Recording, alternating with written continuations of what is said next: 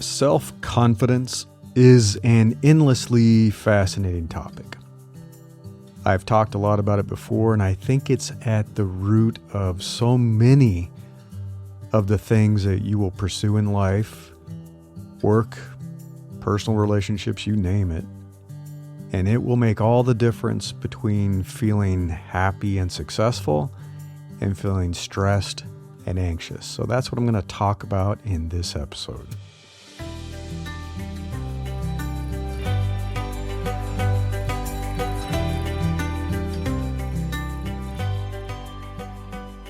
I'm Larry Cornett, and this is Invincible Life. This is issue number 76, Nurturing Confidence for Life. And you can go to newsletter.invinciblelife.me if you want to read more, if you want to follow through on some of the links of the articles that I mentioned. And I'm not going to dive into every single aspect of confidence and self-confidence. I've talked a lot about that in a book chapter that I wrote a while ago. In this episode, I want to talk more about three key factors that I think fuel a sense of self-confidence, and that's competence, capability, and optionality. And I want to talk about how important each of those are, so that if you want to boost your self-confidence, if you feel like it's lagging and you want to recover your self-confidence, these are three areas that you can invest in and you can build out that I think will help build that confidence back up brick by brick. And self-confidence is one of the most valuable personal assets you should develop and nurture throughout your life. Maybe some people have higher natural levels of confidence than others. That's probably true. Sometimes we feel more confident at certain points of our life than others. That is true too. I think we've all been through times when we felt like we were on top of the world, and through some rough times where we feel like we've lost our confidence, we've lost our mojo. And that's why I think it's so important to protect it and nurture it throughout your life. That confidence that you feel, it's a fuel. It's a fuel that will enable your personal pursuits.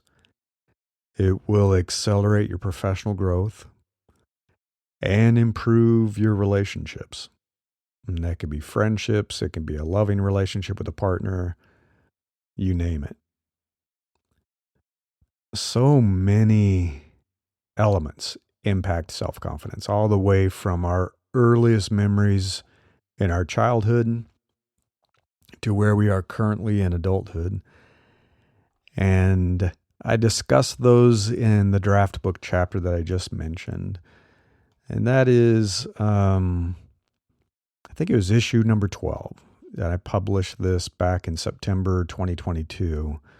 It's a book chapter called Building Your Unshakable Confidence. So if you want to read that, listen to that, that came from the book that I've been writing, where I've finished the first draft, Building the Invincible You, and now I'm in the editing phase.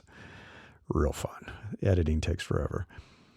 And I talked a lot about that. I talked a lot about the power of confidence, that the more confident you feel, the better you perform.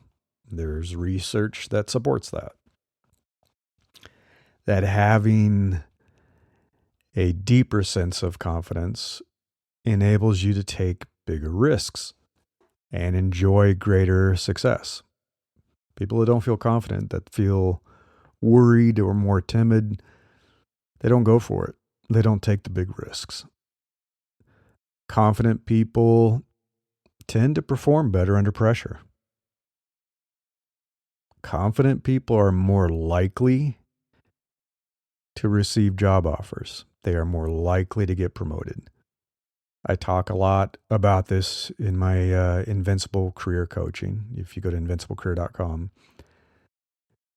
I've seen it during my career. I saw a lot of this when I was interviewing for jobs. I saw it when I was interviewing people to hire, when I was on interview panels, or I was the hiring manager. It happened a lot. The people that were the most confident and felt like they knew exactly what they were doing, they knew how to answer our questions. It's not like they had all the right answers, but they acted confident. More often than not, those people who were more confident and behaved more confidently received a job offer, more so than somebody who acted scared or nervous or timid. And that's very true for promotions too. It's especially true as you move into management and leadership. I'm sure you've seen this. The people that have the most confidence tend to get ahead, tend to get promoted. It's very rare for senior leadership to put someone into a leadership role if they don't seem confident. Fair or not, that is exactly what happens. When you feel confident, you are more resilient. You bounce back from failure more quickly. I think confident people are much better at understanding a situation and not blaming themselves. Or even if they do, they're like, okay, I should have tried harder. I should have studied more. I should have prepared more. Or the interview process wasn't fair. Or, wow, the person that got the offer or beat me at some game, they were really good. They were amazing. I see why that happened, but they don't let it shake their confidence. I coach all sorts of people, as you can imagine. And I listen to the way confident people talk after a job interview versus people who lack confidence. Because a lot of times you don't get the offer. You do get rejected, or someone else wins. They get it instead of you. And the confident people are like, yeah, okay, no problem. I think I learned what went wrong. I think I know why that happened. I'm going to change my approach. I'm going to prepare differently. And they just keep going. And the people who lack confidence and don't believe in themselves blame themselves. And they're like, oh, I'm not very good at what I do. I'm too stupid. I'm never going to get a job. No one's ever going to want to hire me. No one likes me. And if you don't think that comes through later when you're interviewing, of course it does. Of course it does. And it affects your personal life too. Research shows that confident people are better able to attract romantic partners. It's absolutely true. So, I mean, some of the key takeaways that I shared in that chapter, as I was just saying, confident people do tend to enjoy more success in life. Feeling confident isn't like a light switch. You can't just flip it on. You can't really, the whole fake it till you make it. If you don't really feel it, it will not come through in your behavior and performance. And there are many layers of confidence. I shared a diagram of how I thought about it. And that's, if you go to newsletter.invinciblelife.me, this is issue number 76. I have that diagram here. I call it the layers of confidence. And at the core is your core identity, your core capabilities. Sometimes I refer to these as your core truths. It's things that are true about you, that have been true since probably the moment you were born, that is always true. No one can take it away from you. No one else can assess it. No one else can decide if you have more or less of it. It's yours. It is truly yours. That feels pretty amazing once you identify it. You're like, this is true about me. This is who I am. This is what I believe. This is what I care about. And it doesn't matter what happens in the world around me, right? Doesn't matter. Um, I'll give you an example. I love learning. I have a passion for learning. That can't be taken away from me. That can't be measured. Somebody can't say you have enough or you don't have enough. I just do. I love to learn. I love to read. I love going to bookstores and libraries. I just enjoy it. It's part of my core identity. I'm always trying to learn stuff. And so that's part of who I am and what I'm capable of doing. And I have confidence in that. I have confidence that I care a lot about learning, that I will learn how to do something. No one can take that away from me. And then around that is another layer that is brought in during your childhood. And those are the talents that start to emerge. It's the way you're parented, for good or bad. It's the environment around you that can build your confidence or hurt your confidence. And then the layer around that I call your earned layer of confidence, and that's the education that you get. So what you learn during school, and if you get degrees or advanced degrees, what you learn during life, what you learn just picking up a book or watching a YouTube video. And it's your work experiences, it's your life experiences. These are all the things that start to build a layer of additional confidence and confidence in different things. And then there's the aspirational layer of confidence, what you want to be, what you aspire to be, your vision for yourself and your life, the goals that you are pursuing, what you are seeing in your peers, what you see in society. And that can affect how you feel about yourself and your confidence and what you're willing to do and pursue. And then there's finally the kind of that outer layer, the markers of confidence. And that is people's perception of your confidence, your perception of others, the culture that you live in can change how you display confidence, socioeconomic status and what you consider to be important. Some people think that's having a Mercedes. Some people think it's being physically fit. Some people think it's simply acting confident and saying and truly believing, I don't care what other people think. They no longer matter. And I've met people like that, people that had nothing that were supremely confident. It was pretty cool to see. And confidence isn't a fixed trait. So that's good. That means you can develop it, you can build it, you can rebuild it if something happens. It's often based on your perception of worth, which I said begins in your childhood. It's your belief, self-efficacy. I talked about this a lot, is your belief in your ability to achieve your goals. Do you think you can achieve your goals? And then there are strategies and techniques you can use to feel a little more confident in the moment. I've used these before I give a talk. I've used these before a job interview. Small things you can do. Physically, breathing activities, relaxation activities, visualization.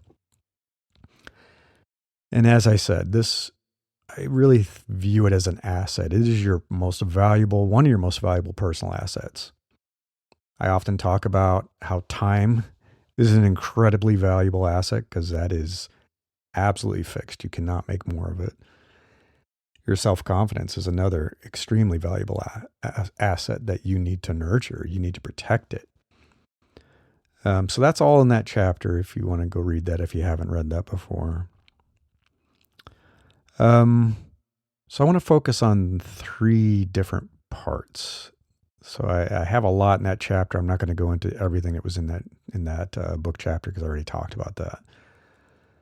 But one that I think is important, and this kind of hit me the other day, is being competent. Competent. I see this a lot. So as I said, I do coach a lot of people. I do career coaching, leadership coaching. I do business coaching. I've started to do some life coaching.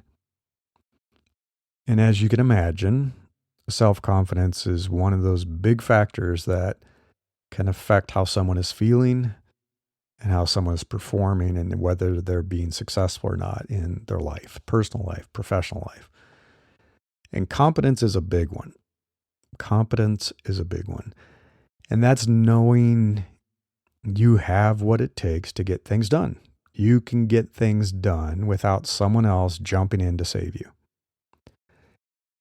Last week in the Invincible Life newsletter, I discussed the risk of helicopter parenting. This was apparently a touchy subject. Had some people get upset with me about it. But I was talking about how helicopter parenting can damage a child's sense of competence. And I think the reason I brought it up wasn't so much, as someone said, that I was trying to make people feel bad about being helicopter parents. I'm basically saying it's never too late to change that. If you're aware of it, there are things you can do. If you're not aware, maybe you should be. But when a parent jumps in and takes over for their children, makes decisions for their children, they are eliminating that sense of competence of knowing they can do what needs to be done, that they can make the decision that needs to be made. And you can change this. You can change it. You can say, I'm going to step back and let my child make some decisions on their own. I'll provide input, maybe. I'll provide some guidance and feedback, but it's their life. The decision ultimately is going to have to be theirs if you want to raise a strong child. You can't take that away from them, as hard as it is. And I know it's hard. Believe me, I have 3 kids that we raised, put through college, that decided where they're going to go to school, what their major was going to be, what classes they were going to take, jobs they were going to take, you name it. And we certainly provided input and guidance and feedback. But in the end, it was their decision. There were even times they said, can you just tell me what to do? Can you decide for me? And we'd say, no, we will not do that. We will show you the tools you could use to help make your decision. But it's your life.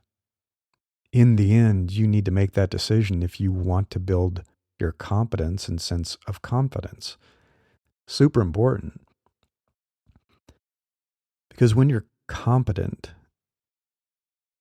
you know you have the knowledge, you have the good judgment, you have the skills, you have maybe the strength required to perform certain tasks, to achieve certain goals. You're able to attend school and study and get good grades. You feel competent about doing that. You know how to do that. You feel competent on the job. You have the skills to do your job. You have the knowledge and the judgment. You know how to do it. Or you feel competent doing something else, like a hobby you have, or whatever it might be in a certain situation. And there is that it's a crazy sense of self-confidence that comes when you know that you're fully competent. You're like, I know how to do this. I absolutely know how to do this. Why would I not feel confident about this? Maybe I don't control the outcome. And this, I think, is a lesson for a lot of us, is to not base our happiness and our sense of worth on outcomes, because you rarely, if ever, are 100% in control of outcomes, because there's other stuff going on. There are other people involved, the surrounding environment, luck, you name it, timing. You will not always be able to control the outcome, but you can control the effort and how you perform. And that's where you should base your confidence. You should feel competent in doing what you need to do and feel confident that you did that. And if great things happen, fantastic. You hope they do. More often than not, if you are prepared and competent and you behave confidently, good things will happen. Sometimes they don't. And you have to make peace with that. And you have to understand the reality of that situation, that it wasn't fully under your control. And you should not let that ruin your sense of self-confidence. You're still competent. You did what you should have done. It doesn't always turn out the way you hope it would. And of course, it is impossible to feel 100% competent performing every conceivable task that a human being could ever do, or to pursue any of the billions of goals that are possible as a human being on this planet. You just simply can't, right? You're not going to be 100% competent at being a jet pilot, an astronaut, a research scientist, a basketball player, a deep sea diver, a karate champion, a writer, a comedian, an actor, somebody that can put together an amazing piece of wooden furniture. I mean, you just can't. We can't do everything, and we won't feel competent doing everything. But you should have a basic competence for what you will likely encounter and do in your personal and professional life. And that means, for example, feeling competent at work, in your career, in your chosen profession, whatever that might be, or if you run a business. Knowing what you need to be able to do, what you need to know, the skills you need to have, the experience you should acquire, and going after it. Getting better at what you do, knowing where the gaps are and learning how to do that better. I talked about that a long time ago. You probably heard me talk about it before, but public speaking was something where I did not feel competent. And I certainly did not feel confident. So I did not feel like I was a good public speaker. I hated it. I feared it. And of course, I did not feel confident speaking because of that. It was a gap in my professional life. And it was something I had to address as I moved into management and leadership. You cannot be a leader and never talk to your team. I'm sorry. You can't be an effective leader and never talk to senior leadership or present to the board or talk to customers or whatever it might be, right? It was an area of incompetence for me. And therefore, my confidence was weakened. I could have ignored it, but in this case, I did not see how that was going to be a viable option. There are some things that you can outsource. There are some things you can hire someone to take care of for you. I don't think speaking is one of those things. You have to be able to talk. And so for me to be competent at work, I had to learn how to become a good public speaker. And I did. It took some training, lots of training. It took lots of years of practice. And now I enjoy it. I feel like I'm fairly competent at it. I hope I am. I know I feel confident at doing it. Am I the best in the entire world? Of course not. But it's enough for me to operate successfully in my professional life. There's probably stuff that you want to invest in. And I tell people this all the time. It's like, I can only help you so much with career coaching. There are things I can do. We can work through processes. We can help you get better and deal with problems, but you're going to have to be good at what you do. If you're not good at your job, the skills required, the knowledge required, if you're not good at your job, I don't care how well you interview, you're not going to get the job. Or if you do, you're going to get fired. You'll get the job and they'll find out within a few weeks you can't do the job and you will get fired. So you have to be competent at your job. And then layer on top of that strategies and techniques that can help you land a new job, get a promotion, do whatever. But you got to be good at your work. So that's one. You got to be competent in life. There are just some basic things that you're going to have to be able to do. You're going to have to be able to pay your bills, manage a household budget. It's going to be necessary for you to be competent in relationships with family and friends and a loving partner. That's an area of investment. Being competent in your life, in your daily life, will make you more confident. And there are certain things you just should be able to do. Um, I talk about this too. I have some friends that are pretty wealthy. I mean, really wealthy, and they hire folks to do all kinds of stuff for them. So they don't do any of their own vehicle maintenance and repair. They don't do any work at home. They don't repair anything at home, and they can't do anything on the road. They can't even change a tire. That's a problem. And no one likes to hear this. Some people don't like to hear this, I should say. My wealthy friends like to think they can purchase anything, but there are just some things in life you should be able to do, because you will not always be able to buy your way out of it. You will not always be able to hire someone to take care of a problem. I had this happen during a storm season when one of our furnaces in our house stopped working and our house was getting cold. And I called and they were backed up for weeks. They were like, sorry, we have so much demand. There have been so many problems this winter. So I figured out how to repair the furnace myself, which one of my friends thought was crazy. But that's basic competence. And I was able to get the heat back on and heat the house for my family and my children. I like being able to do that. I like when we had a flat in the middle of the desert, in the middle of nowhere in Utah, that I was able to repair the flat well enough to get us to the next gas station, which was like 50 miles away. There was no one out there. There was no one to call. There was no cell phone service. Sometimes you cannot make a call. There will be times in life. Internationally, there's going to be times that you're going to need to be able to do stuff. So there are certain things in life where being competent and being able to get through that situation is going to make you feel more confident as you navigate the world. And that's kind of the final one I was talking about, being competent in the world.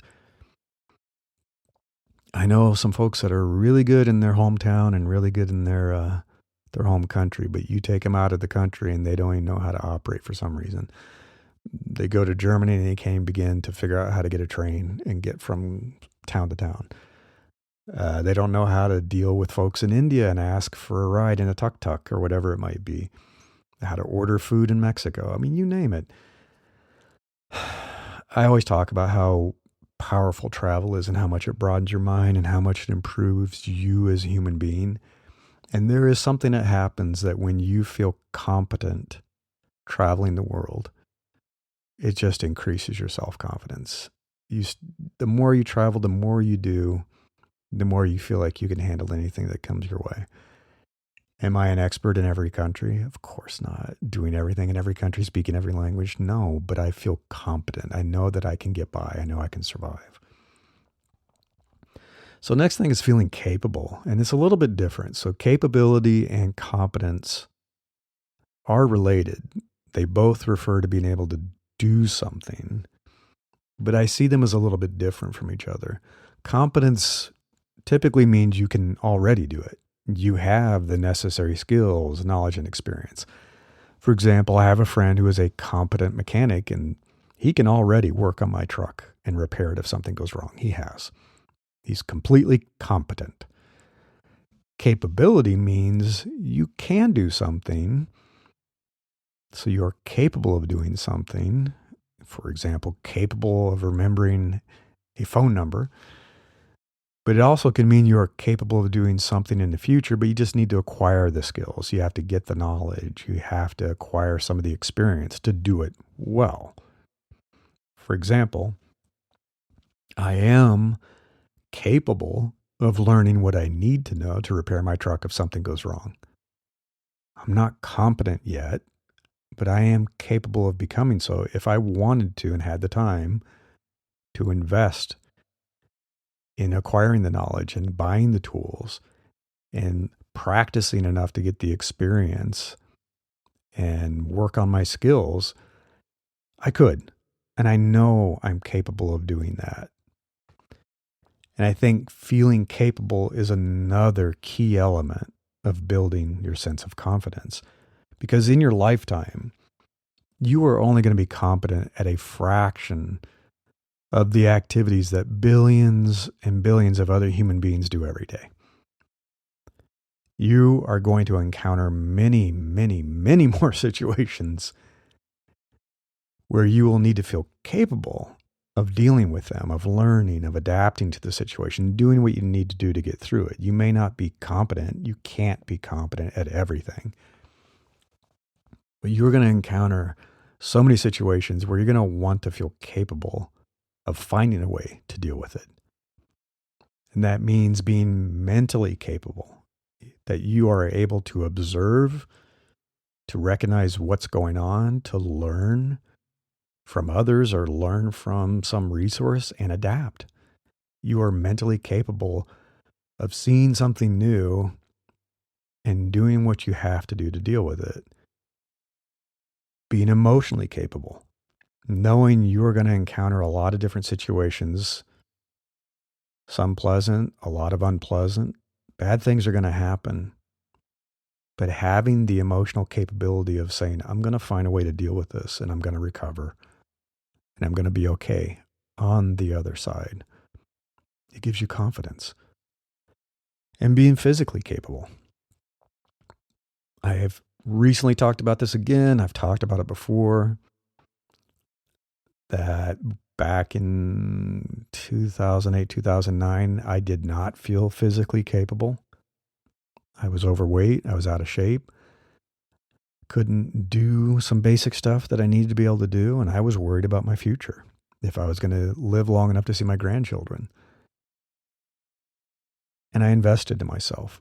I started working out. I started lifting weights. I started running, skiing, hiking, and I'm doing it every day. I've been doing it every day for 15 plus years. And it has completely changed my sense of physical capability. That I feel strong enough and my cardiovascular system is good enough and I feel like I could run, I can hike, I can go skiing, I can do whatever I need to do.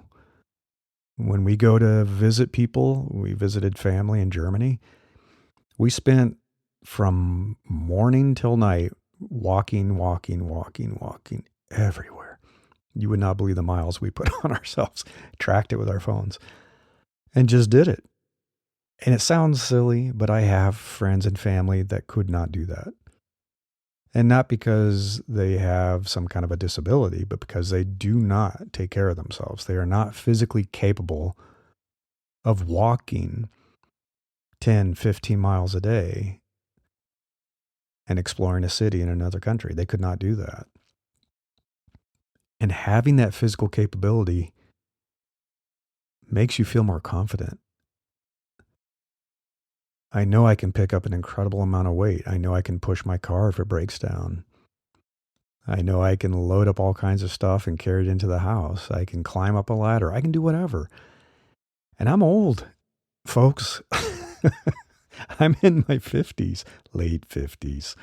But having this physical capability makes me feel confident. My wife talks about this all the time. She's been lifting weights for many, many years too. She's the one who got me into CrossFit. She feels incredibly confident because she's so physically capable. She is strong.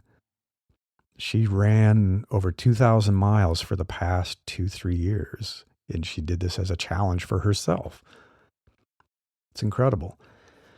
And the final thing I want to talk about is having options. You may or may not have heard of the term optionality. They talk about it financially. I think about it in terms of your life. It's also part of, I think, Nassim Taleb talks about it being anti-fragile. Optionality means that you have other things you can try, other options, if your current attempt to predict the future fails. And we are doing this all the time. I talk about predicting the future. You're always predicting the future. You may or may not realize it. We make decisions and we move forward all the time during our lives. Choosing a school, if you went to a university, was making a prediction about the future. What was the right school? Choosing a college degree. What was going to set you up best for the future economy and job market? choosing a specific employer and accepting a job with an employer. Is this one going to work out versus that one? Am I going to make more money doing this or that? Are these stock options going to be worth more or less in the future? Choosing a life partner, who you want to spend your future with. You're trying to predict the future, choosing where you want to live. Am I living in the right place that's going to give me the best life possible, where I'll be happy and healthy? And some choices may narrow your options, make it hard to change later, and they could shake your confidence. I have some friends that chose a college degree that didn't work out so well. They had a hard time getting a job. They're having a hard time right now. And it's making them feel not so confident. Other choices may provide you with more options so that it's easier to pivot later, right? You get a degree that's flexible and you could apply it in many different ways and get lots of different kinds of jobs, and makes you feel more confident. That knowledge makes you behave more confidently in your daily actions, how you behave at work. And many years ago, I wrote about the importance of having backup plans. I don't think enough people think this way. Maybe it's just part of my personality. But I have my plan A that I'm working on. It's my primary execution plan. This is what I'm doing. But I'm also thinking about plan B. So if plan A doesn't work out, if it goes sideways, if it suddenly collapses, I'm not going to panic. I'm not going to freak out and go, what am I going to do now? I know what I'm going to do. I have plan B. Some examples: being quickly prepared to find another job if you lose your current one. I'm going to be teaching a job search workshop on April 1st. Big part of this is always being prepared. Always be looking. You don't always have to say yes. You should always be looking and thinking about your next job. You should always be able to pick up the phone and make a quick call and have some people that want to hire you, because you never know when you're going to get laid off. A lot of people have been unpleasantly surprised, several 100,000 people in the last year that lost their job that thought it was a sure thing. Some people were prepared and they're like, fine, I know a couple of people I'm going to call. I've already been talking with some folks. I'll have a job in about a week or two. Other people were totally unprepared. They haven't been networking. They haven't been connecting with people. They haven't been looking. They haven't been keeping their materials up to date. They haven't been preparing for interviews. They're not ready. And now they're panicking, and they've been out of work for weeks, sometimes several months, because they did not have a backup plan. I can tell you, you're going to feel way more confident if you have optionality. You're going to behave more confidently at work. You're not going to put up with as much grief from your boss or your employer because you know you can get a job in a heartbeat. It makes you feel confident as the market is stumbling, and it is. The job market is really shaky right now.